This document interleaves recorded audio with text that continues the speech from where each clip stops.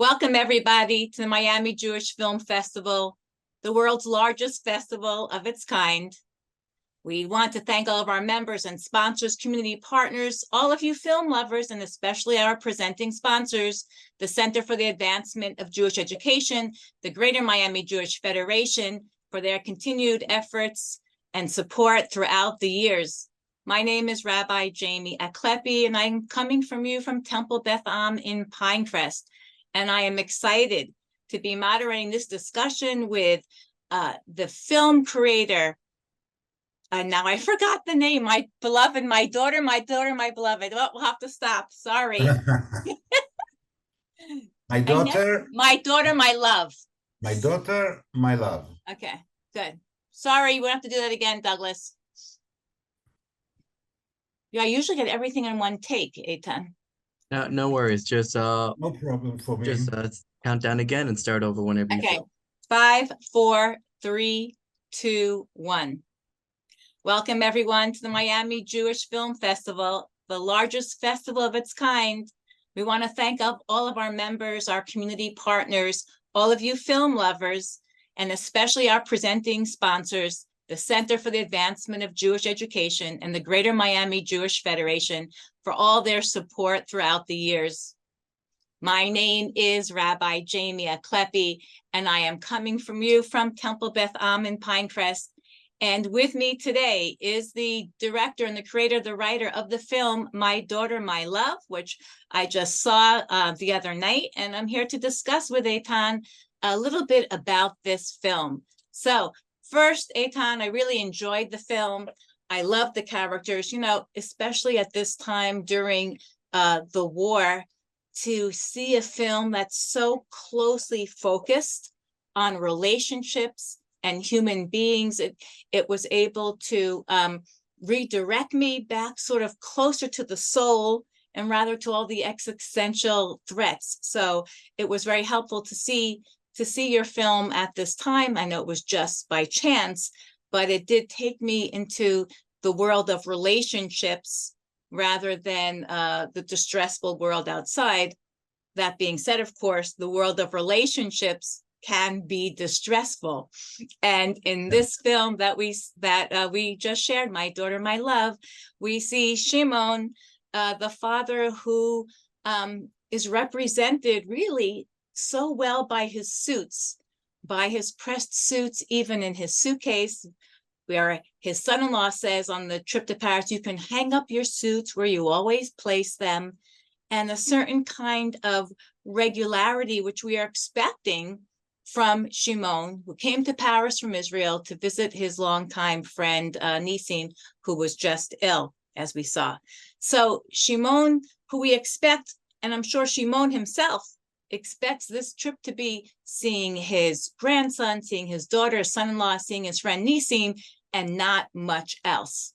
Yet we see that Shimon is forced into a situation between his daughter and son-in-law. He's almost forced to choose sides, and we see the development of a relationship probably nowhere where Shimon wanted to be. So Eitan, my first question is, why these characters? Why a Moroccan Jewish family? Does that bring any nuances that our American audience may not recognize? Can you give us some hints? Well, actually, not really. I don't want to disappoint you, but I had that idea, and when the idea came to my mind, it already was there. Two Moroccans, they were friends in Marrakesh in Morocco, and then they split. One went to Paris, one went to Israel. So, but the whole situation is basically has nothing to do with them being Moroccans. It's more them being longtime friends, and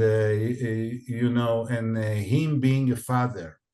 I don't know why, but I had that in mind, that they are Moroccans, because the Jewish Moroccans, when they left Morocco, half of them went to Paris, half of them went to Israel. That's what happened to Nisim and Shimon. And what you said is is very true, and it helps me to explain that this trip is special, of course, but he's making this trip many times. He comes visit his long-time friend. Now he comes to visit his daughter, and as you said, his son-in-law says, put the suits where you always put them. So I wanted to create the atmosphere or the idea that he's probably coming to Paris 2 times a year or something like that. It's not his first visit, but what's happening is his first experience with his daughter and her husband. So Shimon enters this problem with a relationship, and as probably most parents would think, oh, what he's hearing is a dissolution, and it seems like a dissolution of the marriage and infidelity, but he, of course, is sure it's on the part of the son-in-law, not on the part of his daughter. And can you share a little bit of why you went that way? And when people see the movie, are they surprised? What's their response? Well, actually, I wanted to lead them into surprise. You know, that's I wanted to trick them in a way. Him suspect his son-in-law, but then it turns to be not him, but his daughter who is cheating on her. So that's for 2 reasons. One reason is to make the situation more complicated, you know, more interesting, and the other thing is to hurt my character, my leading character. It hurts him very much. Not only that her marriage is you know, is in big problem, but it's not the right word that I'm going to use now. It's really not the right word, but it's her to be blamed. She's not blamed of anything. Something is happening to her, something that he cannot understand. Maybe probably man cannot understand. Something is happening to her, you know. But for him, because he doesn't fully understand it, because he cannot, it hurts him. It hurts him more, you know. You could see his pain and his trying to figure out how to help. And I was surprised that he didn't actually blame his daughter. He was, you could see him grappling with the whole idea, and in some very deep way. And he says it to Nisim, and I can't remember the words either in Hebrew or in English, that her soul is on fire. Like, what are you going to do? Her soul is on fire. And, you know, I kept responding like, well, she certainly needs some mental health guidance here. You left that, it sort of seemed to leave that not be a part of the movie. I kept saying, why isn't she going to a psychologist? This woman has postpartum depression. She's upset. She's really lost herself. And I think maybe you'll tell me, is it the reason why he didn't grapple with that? Why he didn't suggest that was because he was so lost in his being uncomfortable there? Well, I think you're right. I think that for him, in a very deep and loving attitude, he doesn't want to think that his daughter needs a psychology treatment. You know, he's not right. You're right. He's not right. But anyways, I don't think his daughter thinks she needs psychology, because she's, as you described it, she's in that situation, and that she thinks nobody, and she's right. Nobody understands me. This is me. I don't want no help. Leave me alone. This and this and that. She's not in a situation. Maybe in a couple of months after the end of the movie, she'll go to a psychologist. But now she's not even thinking about in the way of right or wrong. And let me tell you one more thing, because we already put some hints into the fact that she has a lover, okay? I'm not sure she's really in love with him. I mean, she's just excited. She's overexcited with that situation. I mean, this is not from my experience. I have three children, and my wife was okay. But I have a friend that his wife went into this. I mean, and she didn't. She never thought she's wrong. She always thought people does not understand her Mm. as a woman, and in that situation just gave a birth, and she was right in a way.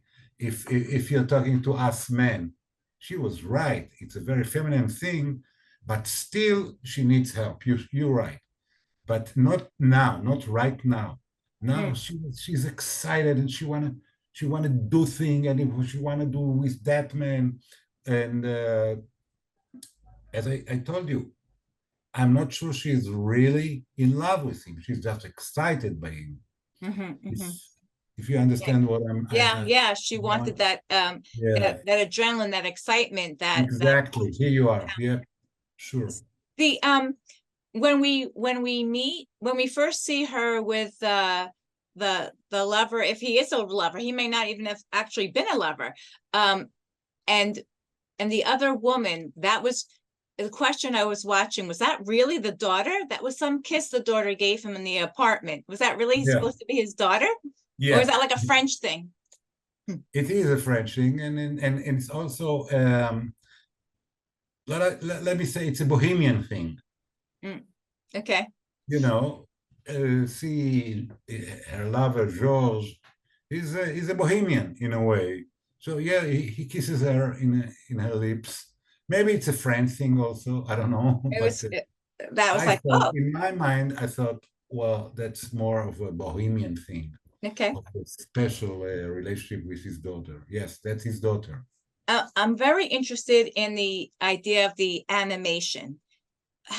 Why is the animation the subtext? I mean, he's an animator, she's an animator. There are some parallels in their movies. How did you get to animation?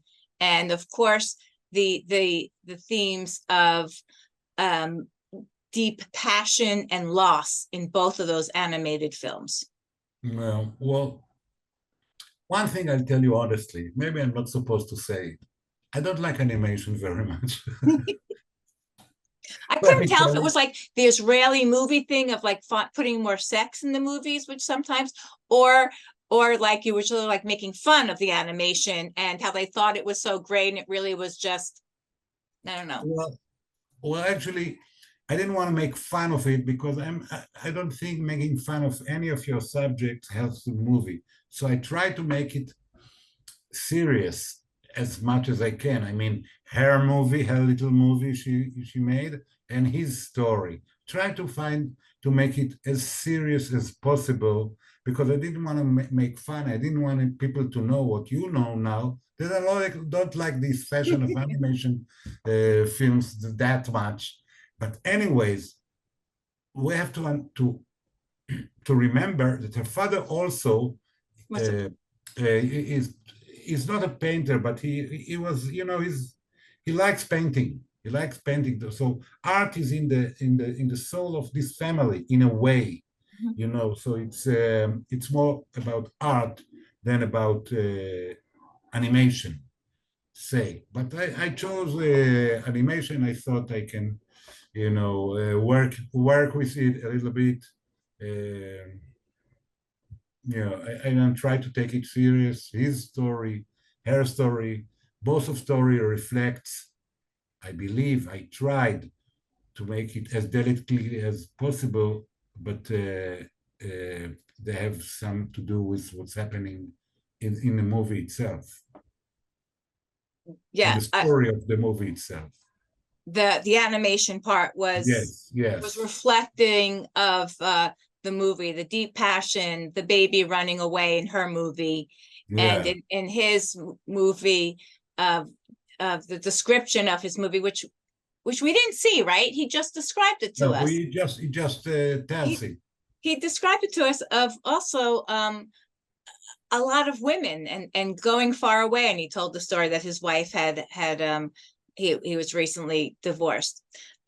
back to the relationship of Shimon, which I loved how we would build up, you built up this anticipation of a big drama, a big fight, maybe between Alma and Dory, between Shimon and his daughter, or between Shimon and Dory, when he would see or we would guess or think that something was going on that wasn't. But the biggest surprise was when he went to visit George, and there wasn't any explosion, except of course for the sink. So the sink was exploding, but the men had a conversation that was open and honest, and really helped to bring Shimon to a greater understanding, I think, to try to help and love Alma even more. You're right. I mean, again, I thought it would be very easy. I thought that he'll find a bad person there, a monster there. And well, he found a regular person who just was his marriage, his own marriage will break. And well, he looks nice, he's a nice person, but still, I mean, I didn't want to make him a monster. Because I had that in mind, and I have that always in mind in my movies. All this stuff can happen to all of us. It's more complicated when the person you fight with is nice. Yeah. If you watch, obviously you do watch, you watch movies and you see a fight in between two characters. The movie is interesting when the two characters are right. When one is obviously wrong and one is right, it's not an interesting movie. It's not an interesting scene. I'm sorry. But if the two characters are right, as it is in life, you know, I fight with my wife a lot. She's right too many times. But anyway, this is more interesting, I think. I mean, he comes there, he sees a a nice person that found himself in a situation, and this is more complicated. Now deal with that when you come here to fight. And with her husband, Dory, his son-in-law, well, actually, I think that big dramas happened before he arrived. I mean, they were fighting, I would say, 2 months ago. I mean, now they're too exhausted, both of them. They are over the big fights. They are over his son-in-law. Again, he likes his son-in-law. He likes him as a person. His son-in-law went through, I think, fights with his daughter, with Shimon's daughter, with his wife, before he arrived. I mean, now they are exhausted. I mean, it's done. I mean, the situation between them is clear to him, clear to her, clear to him at least. And if anybody wants to see them fight, we just see the end of the fight. We didn't see the big fights. The fight then when husband finds that his wife betrays him. Wow. They're over it. Now and especially we have to remember they have a son between them. Yeah, so they do seem like they're over that fight. I think I was disarmed, as probably Shimon was disarmed, to meet this nice guy who never set out in any way to take advantage of his daughter. And he wasn't a bad guy. They got into this complicated, very gray, well, not gray in the part of the husband, but gray situation. And Shimon didn't seem, I don't know. I don't know if he had dealt in these kinds of situations before. At times he seemed surprised, and at times he just seemed searching for how to respond to all of this. He went to see the lover. He tried to speak to the son-in-law. He goes to his friends where he thought he was going to, where he thought he would get some guidance, and they're like, hey, stay out of it. You can't. Yeah. What are you going to do? And I felt badly for Shimon that he was sort of dropped in this place he has this relationship back in Israel with a woman. We don't know her status, but we're guessing she's somebody who's very close to, and he's almost like trying to grab onto something to help him find his way in this very uncomfortable situation. And Well, so well, what you, does he hold on to? What is it? well, you're so right. Well, actually, that's the character of Shimon, and that's how much he loves his daughter. He cannot, he cannot deal with it. Really, he didn't expect it. Really, and again, he likes his son-in-law, so she doesn't understand in a very simple, not stupid, but simple way. He just cannot deal with it. That she's betraying her and this and that. Let me tell you, she's not doing, in my point of view, she's not doing something wrong. I'm not dealing with wrong and right. I'm dealing with situations. There are very complicated situations, in life. Now, he has this woman in Israel who helps him with his, Margaret, her name, with his store back in Israel. Now, I don't think, what I had in mind that she's a woman that used to work at that store with him and even with his wife. She's a loyal help in the stores, and now his wife died, and he keeps, at the beginning he just talks to her about the store, what's going on with the store, but all of a sudden he understands that it's not a friendship, it's not a collaboration, it's not that it's something more, that he loves that woman. I mean, now this what I'm going to say now might sounds too complicated, but well, actually, in a way, the storm of love that his daughter is into teaches him something about love. Yeah. This is a little bit maybe too complicated, but that's how I think. He looks at her daughter. He's upset most of the time, but maybe he understands through her passion what passion is. Passion meaning passion, love, and he understands through her and through this story that he's not just talking to her. It's not that just that he cares about the store. He cares about her, but it takes him time. I think his daughter teaches him that. I think that the storm of Alma and the storm that she's going through teaches Shimon about, or really saves Shimon in a couple of ways. Certainly with Margalit and his loneliness, and because she says at the end, she's more. But I think also his relationship with his daughter really changes and grows. And although we know from the very beginning how much he loved his daughter, at first he didn't want to be left alone for 1 hour with the baby. Next, he has the child for a day and is taking care of him. But also in the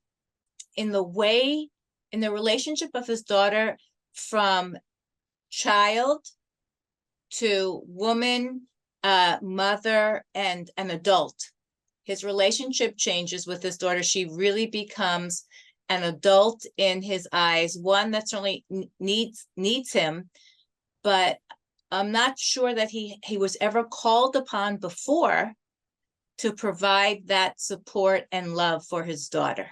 Yeah. It was clear that he did have the closer relationship, but I don't know ever to this extent was this kind of support ever demanded of him from his daughter. He didn't mention how he took care of his wife who was ill, but I think that was also that extra love he had to find, even though he was at first judgmental about what was going on, he still had to raise up all of this extra love to be there for her. And I think that was a new height for him, allowing him to recognize the relationship with Margalit too. Yeah, well, this area of his relationship with his daughter is something new for him, and I'll explain. I'll start with the fact that it's very rare. Me myself, like 4 of my movies deal with relationship between a father and a son. There are not that many movies of relationship between a father and a daughter. There are some, but not that many. And there are especially not that many movies. I'm not saying something good or bad about my movie. I'm just saying a fact that not many movies about a father 70 years old and a daughter 30 years old. Yeah. If we do see a movie, there are a couple of movies. I checked on it after I wrote the script. A couple of movies about a father and a daughter, 12 years old, 8 years, not 30. This is special. Now, this is the first time, up to this visit, because this is a story of a visit that went wrong in a way, but it's the story of a visit. This visit is, as you said, it's the first time he has to deal with something that he doesn't know how to deal with. I mean, he can deal with a daughter 12 years old. Maybe he can deal with a daughter 22, but his daughter is 30 now. She's a woman, and at the end, like when she tells him, you can go, I mean, he's still something in his heart and in whole personality. He still thinks that he has to lead his daughter into life. And in a way, she explains to him, like I said before, he explains to him maybe about love, but she explains to him, not really leave me alone, because she's not gross, but I'm grown up. I mean, it's not your daughter, your 12 years old or 10 years old daughter. Go home. I'll deal with it.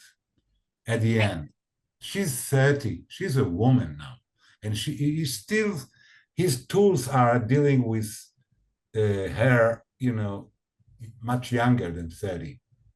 A girl, not a woman. Yeah, I think as a mother, and of 3 women daughters who are one's 30, that I also my first response, like Shimon's first response, is to respond to them as parent-child. Yeah. And I think one of the biggest takeaway for me from the movie is that his love was as strong as ever, and it was now 2 adults, still a parent, but he had to respond to his daughter finally as an adult. And he also had to hold her accountable, which he began to do. She had to also be accountable for her actions, and take care of her child. And he was there to support her, but it was a different relationship. And I think parents who see this movie are going to see that things are going to go wrong, and we may be there as a support, and that support's going to help, but eventually we're going to get on a plane and go home. Yeah, it can help children up to a point. It can help up to a point. Right. That you do not understand as a young mother or a young father to your daughters or you have to understand it when you reach the age and they reach the age. Yeah. So eventually the parent goes home, and hopefully he prays and says, okay, I can go home now. She's taken her place, but she said she's going to now handle whatever consequences she has to handle. And we don't know. We know that at least 1 and probably 2 relationships are over for her, and she's going to have to rebuild her social, her emotional life. And I think at the end we sort of feel a little bit more confident that because Shimon was there for her and as a support, that should be able to do that. The whole movie surprised me as I kept expecting. Maybe I expected the father to behave maybe in ways that I would behave as a parent. And when he didn't, I was like, oh, that's an interesting way to do it. As much as you saw his struggle and his angst, he still did his best to support and not change or blame or hurt. Yeah. Well, he's really doing his best. I mean, into his own character. He's doing the best, but I think he's studying something in this. As I told you, it's a story of a visit. In this visit, he understood that in a way his role as a father changed. When you created the film, because you're saying this is a visit and their big fight was before, do you see the complete story and then you present to us this visit? Do you have in your head the story before and the story after, and you decide, okay, but this is where I think I can make the biggest impact? Yeah, sure. I mean, you know, I don't know, there were very nice movies, very nice scenes about a husband finding that his wife is cheating on him, and this and that. And there were very nice scenes. I don't want to say anything bad about that, but I'm not interested in that kind of scenes. You know, well, you can look at that film. If you can look at that film, he actually, you know, Shimon, he doesn't see the whole story. I mean, he checks on the story, checks on the husband, but he sees the story, he hears the story through the door, he hears she's crying, he sees her through the windows of the cafe, fighting or not fighting with, but it's all, you know, you see hints of the story. He doesn't see the whole story. I mean, I don't like what we say in Hebrew. I don't know if it's the right translation. Strong themes, strong. I mean, tough scenes. I don't like it. I like oppressed scenes. Like, you know, let me tell you something. Like, we're talking to each other. The whole situation is very complicated. Okay, I mean, we have the Zoom. You don't know me, I don't know you, and we have the movie there, we have, I don't know, the war here, Miami there. It's complicated. Now, figure that out. I have now, during the whole conversation, I have a pencil stuck in my eyes. Okay? This is strong, can be a strong situation. But the whole complicated thing that I said before is gone. Gone to my eye, and the pencil stuck in my eye. This is a strong one, but not complicated and not oppressed. I like things to be oppressed, and you know, people expect and be surprised and not, you know, strong. I don't know. Is strong? Tell me, what is it in Hebrew? Senot chazakot. Oh, strong scenes, and not chazakot. Strong. Right? I mean, Yeah, like the hit. You don't want to hit somebody over the head. Yeah, with the problem, well, because if I punch somebody, the conversation is ended, right? Right. If I curse somebody, the conversation is gone. From my, I mean, it's not interesting to me anymore. You know, if you want me to explain myself even better, and I give you an example of a director that I believe both of us admire very much, say Scorsese.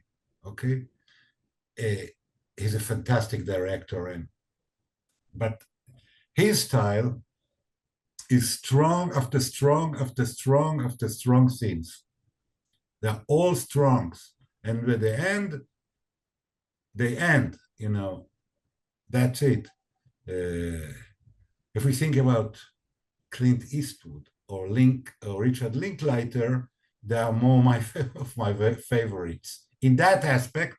And I'm not, who am I? I mean, Scorsese, I mean, he's a great one. I mean, but just to explain what's strong and what I Nuance. Oppressed and complicated and etc. etc.